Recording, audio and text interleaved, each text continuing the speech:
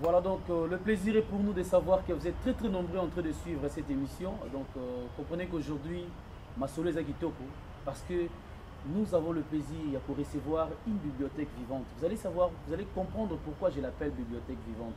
Parce que Azan a secret belé. En tout cas, je vous laisse deviner, je vous laisse. Lui-même, quand il va se présenter, vous allez sûrement comprendre de quoi il s'agit. Bonjour, bibliothèque vivante. Bonjour, oui, cher journaliste. Nous avons besoin de se présenter avant de se présenter. On peut se combo et pas bandeko bazolanda aussi. Ngai c'est Kadousa, Ikoko Kadousa, voilà. Adebayor, Ade. Voilà. Donc voilà quoi. Mouta Kadousa.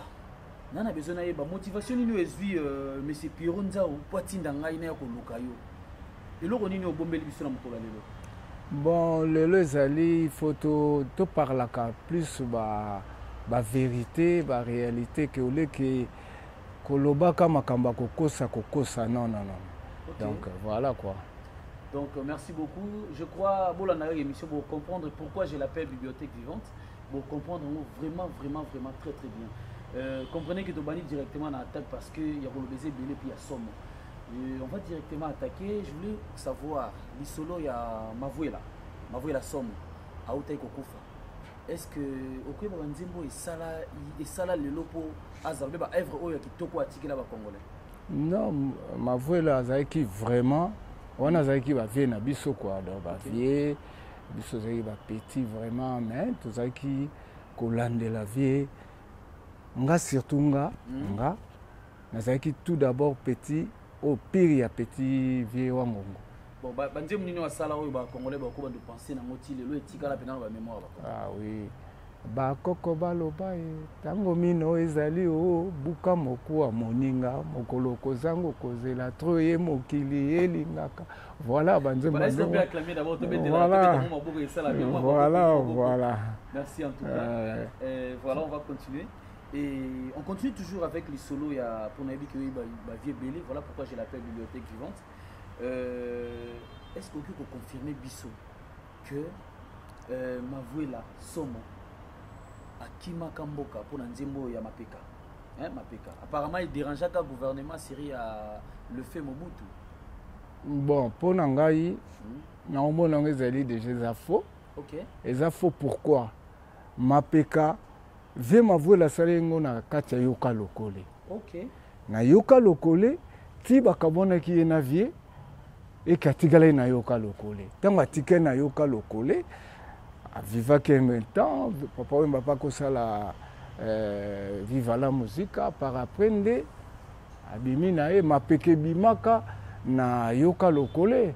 Donc, kima na mboka kima te kina na normal. Kenda normal ndenge to ki via kenda ka liboso na bagabon ti et puis ka kota mikili. OK. Azai na gabon. Moi extrait ya mapeka, oui bango lisusu. Bami nanga yo. Bomba ba na musicien te. Ngana musicien te. Nazo chaka wakisa. Bana Kinshasa bazonga ndesima o pourquoi bauta bakoma kotombola. Mapeka, voilà. Voilà, on va continuer toujours avec cette ambiance. Et on a tout bêtino moi les solo muké à Mavouela, donc le vieux Mavouela. Ouais. Na linga ki sunaiba apport nini, Moutaniakos. Na kulumba bazalaki na una kati orchestre yoka lokolo. Bazali pena banani donc bon ba vie lokola ba vie Niakos na ba vie kula mambo bango bazalaki plus na kolomani donc ba idéologie quoi na kati ya mouvement et puis ba vie bazalaki bango donc kopesa un peu peinture na kati ya mouvement quoi donc c'est ça concrètement penza vieux kula mambo na vie Niakos ba port na bonza kini bandaki oyemba bando cha bala bando cha nini do non na bango penza concrètement bango batikala oyemba te. OK. Vieux kula mambo bazaki jamais chanteur. Vieux Niakos bazaki jamais chanteur. Et ça yazaki bato série wana azaki bata propre bata forme blague à part on ba vie na biso donc soko moni de vie zoya vieux Niakos donc pas biso le ba tutu ba koma Niakos vieux di barazoya. On vieux coula, on a vieux coula mambo. On a bien abandonné ma casque les gars. Oh, des fois. Ok, donc je crois que vous comprenez pourquoi je l'appelle bibliothèque vivante, parce que il a des choses à nous dire, et en tout cas restez toujours branchés parce qu'il y a plein de choses au Togoï Balelo. Mukubwa, tout bêtement le solo la création à vivre la musique. Il bandara ndenge nini. Et puis les salariés que papa Wemba alongwa yoka loko. Le solo me bandara ndenge nini vivre la musique et bimi. Et puis le rôle les salariés papa Wemba alongwa yoka loko. Je pense dans le Togoï Bisayo. Ngana zaki vraiment pire petit ya vieux wango. OK. Chaque soir, nous n'allons pas vieux wango. Vieux pécho. OK. Viva kenda ko beta pas viva. OK. Yoka lokole. On a vieux utaka prison. OK. Tamba ye na concert na inde 3. Donc machaka dombuta. Yende muta beta ka cri wana. Que non, le mouvement beaucoup na soni wana via zonga à partir ya wana levier idée à ça l'orchestre et bandaka. Non, pour le toque malembe. Pour le bi alongaka pour dani asala nini. Donc via à Outaka prison. Oui, OK. À Outaka prison paf azalika musée ya yoka lokolo bango ba cofondateur yena Mavuela. OK. Mais mbuta machaka do azaliki chanteur. OK. Bana beta na une de 3. OK. Via ye concert comme via ye kakoti concert créé betami.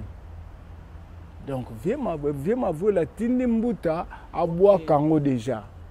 OK. Abwa ka kriwana ya babalous.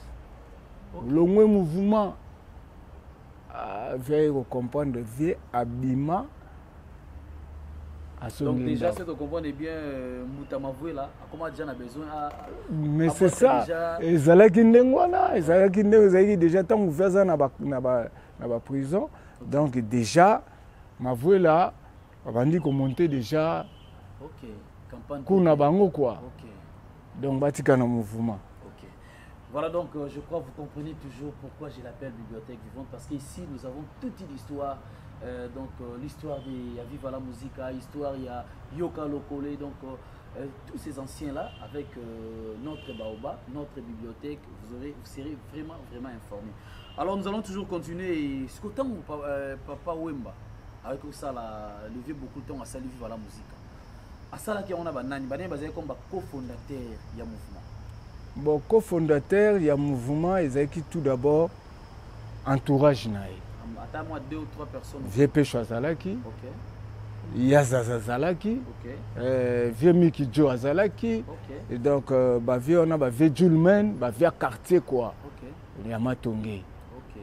Donc, biso toi qui va petit à Matongé, to botam na Matongé.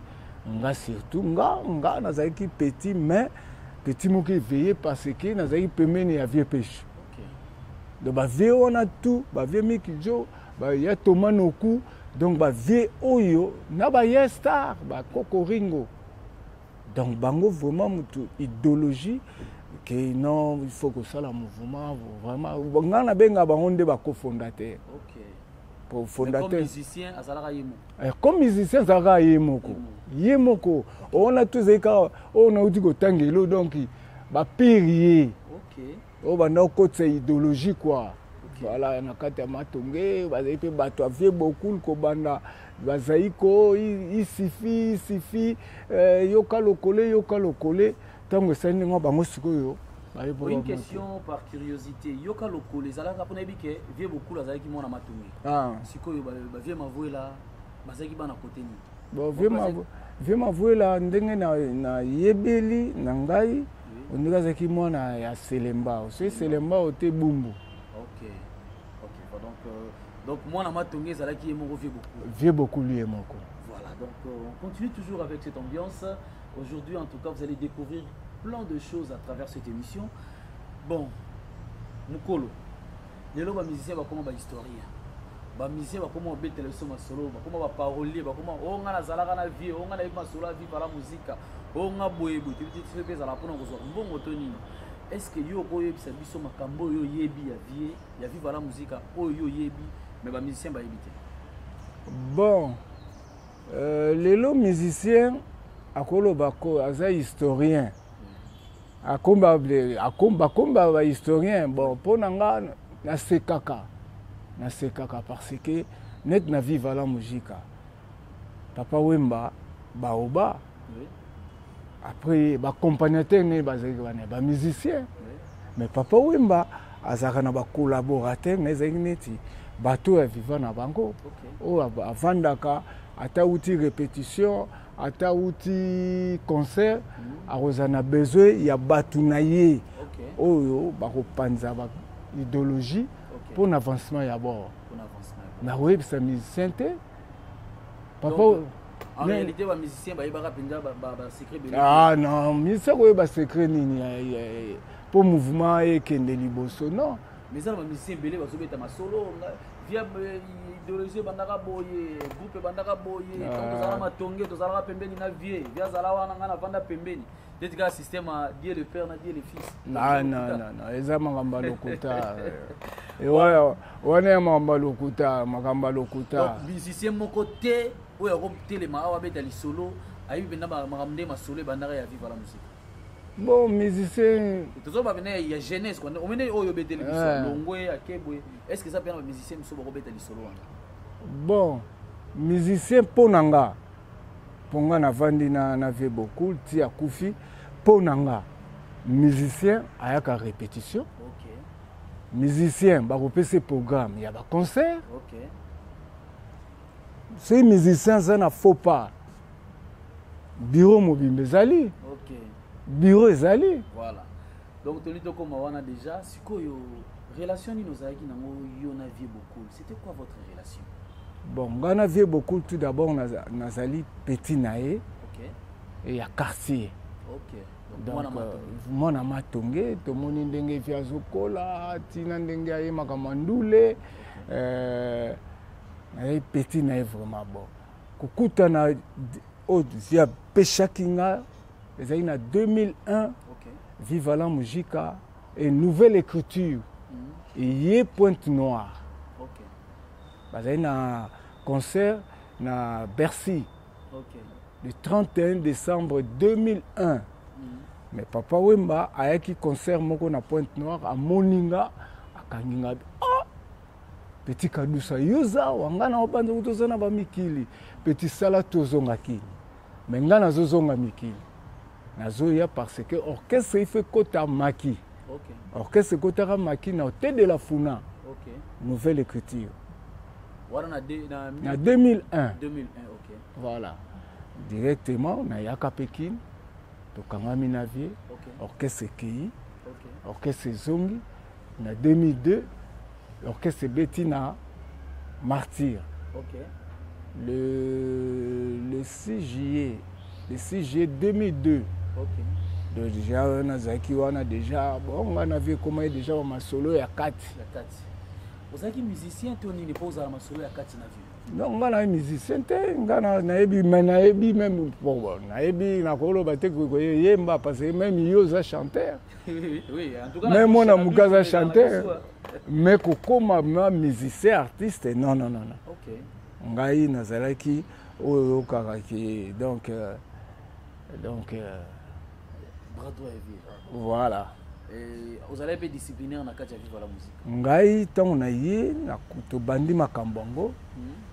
Na 2002 tango baye ko kanga vie na 2003 tango abimi prison à partir d'Europe to komi ko solo la bi bon bozala na répétition bino tout wana lambio zaki président. OK.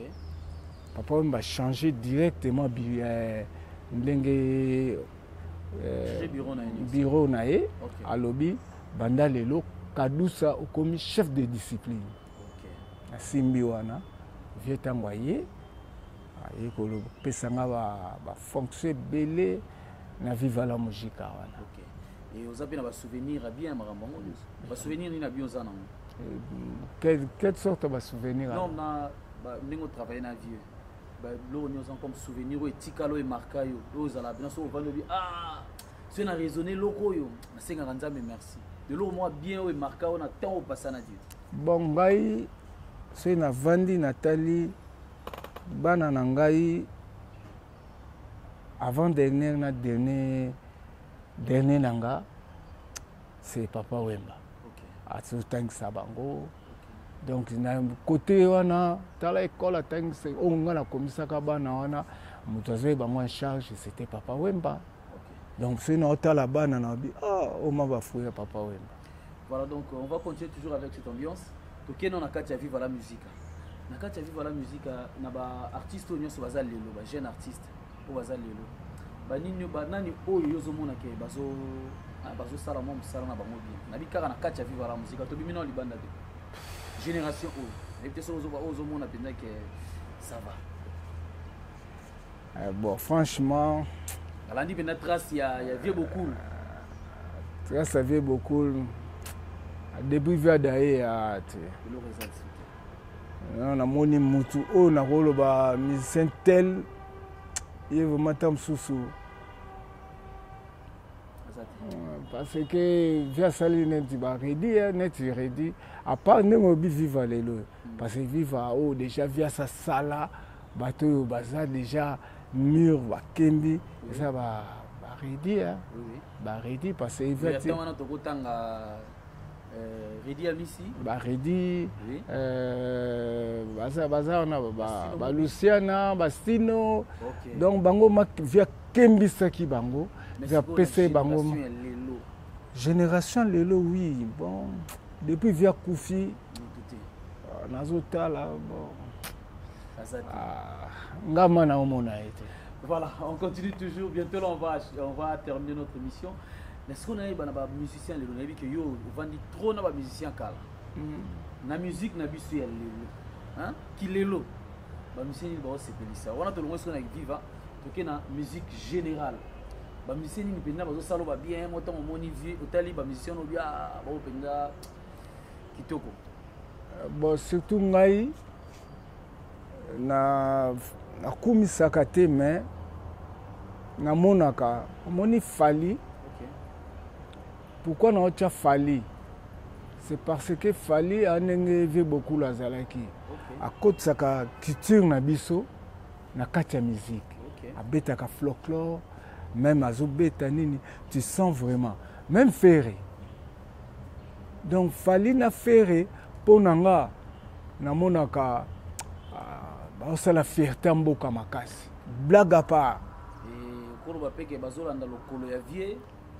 Bien bazam ndenge na bango mais quand même ça la fierté ne tient ou bien pena baza toujours na même ligne na vie non ko sala ko landa lokola vie non ngana lobaka basala ka fierté ya mboka parce que bango lelo soko bimi mboka otangi ngana fali pupa toza même nationalité oza considéré quoi ba comprendre c'est un congolais même ferré. Même JB, même Wera. Voilà, ça la ma fierté, ma musique congolaise. Et si on peut parler concrètement, on a tout tangi, Fali Poupa, Ferrego là, on a tout ça fierté à musique congolaise. Mais na ba génération musique nion sur lelo. Est-ce que ça na moko azola na bina trace il y avait beaucoup. Na bango nion en général, l'autre pour le tel bien on a pas na mon avis.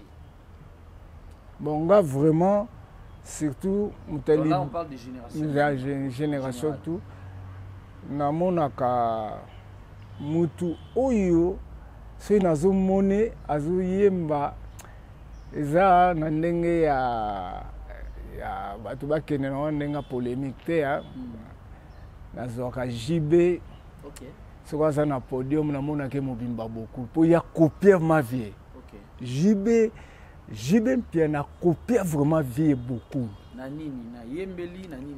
Yembeli. Na podium côté les manaye, charisme. Kulata. Voilà donc pour via qui soka na podium mais soko lati bien tes amawatro. Donc JB côté wana na mona muta copié vraiment vie beaucoup les JB. Ok, donc merci en tout cas, chers téléspectateurs. Bientôt, là, on va clôturer, mais il nous reste au moins des questions que nous allons poser à celui qu'on appelle la bibliothèque vivante. En tout cas, on va d'abord suivre une transition, après on va revenir pour continuer.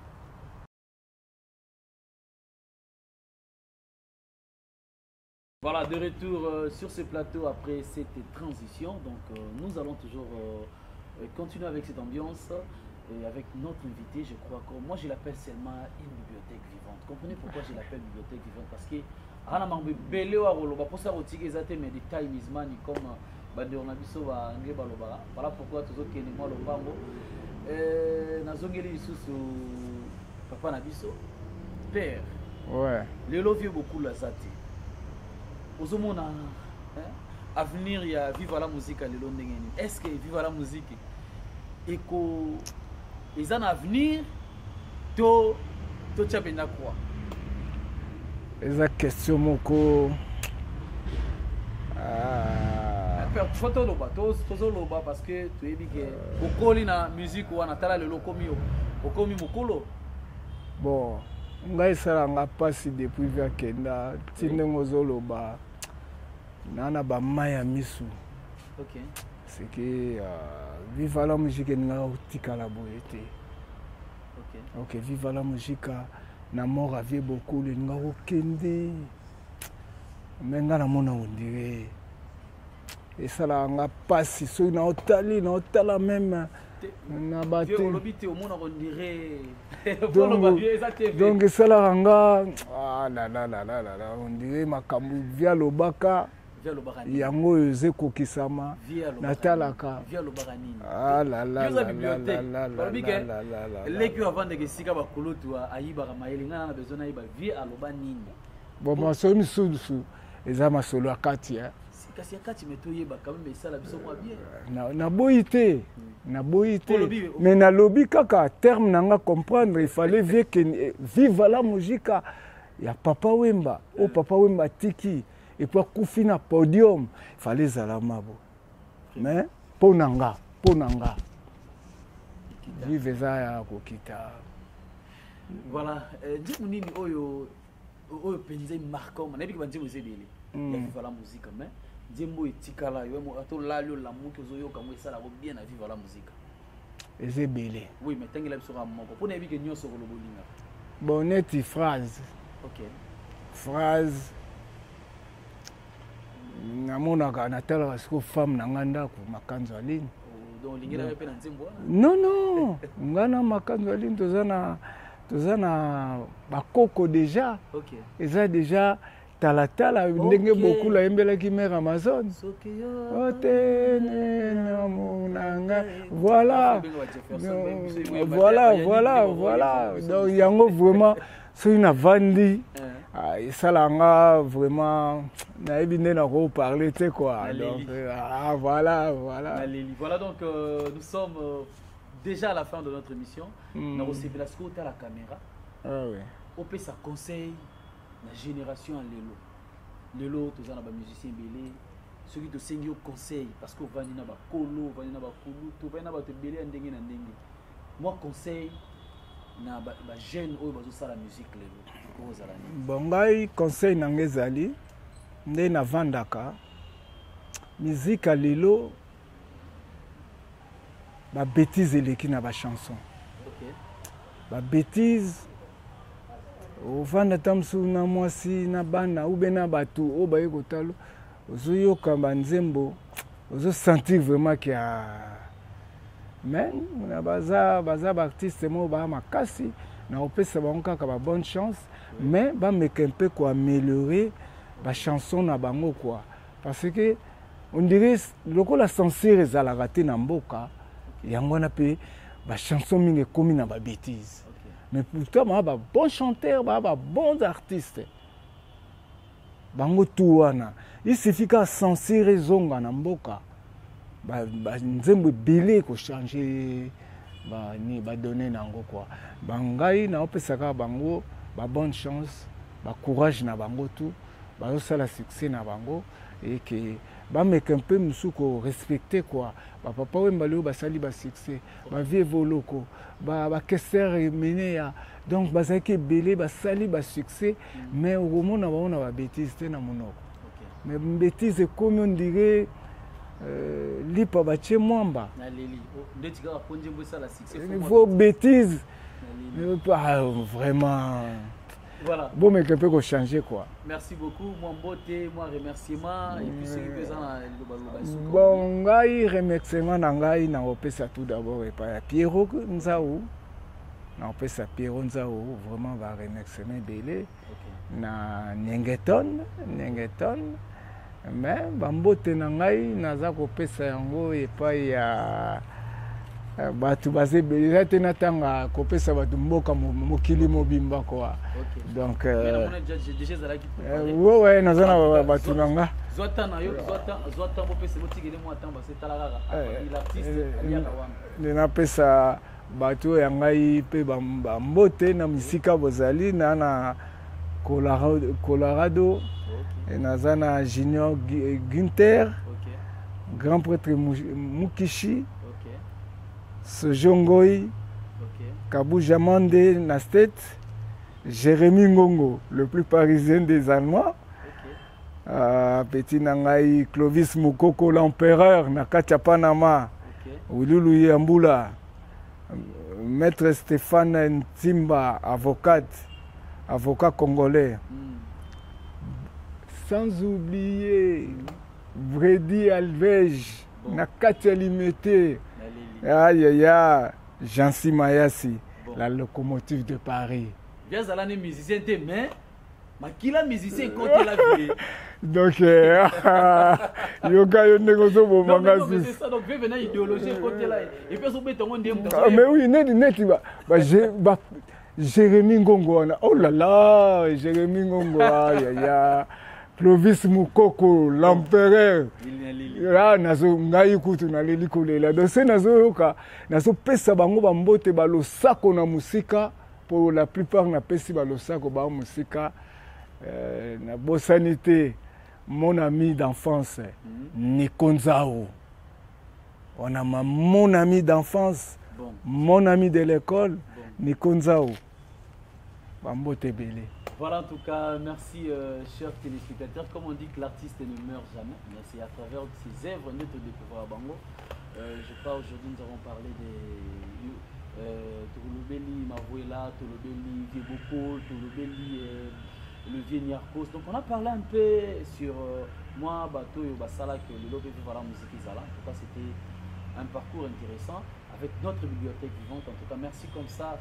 Na A5 Studio, merci na Bekanga, merci na Yann, les deux Yann artiste, na Yann réalisateur, et merci à Jefferson Miso Magique, Nzambazana Bomoni.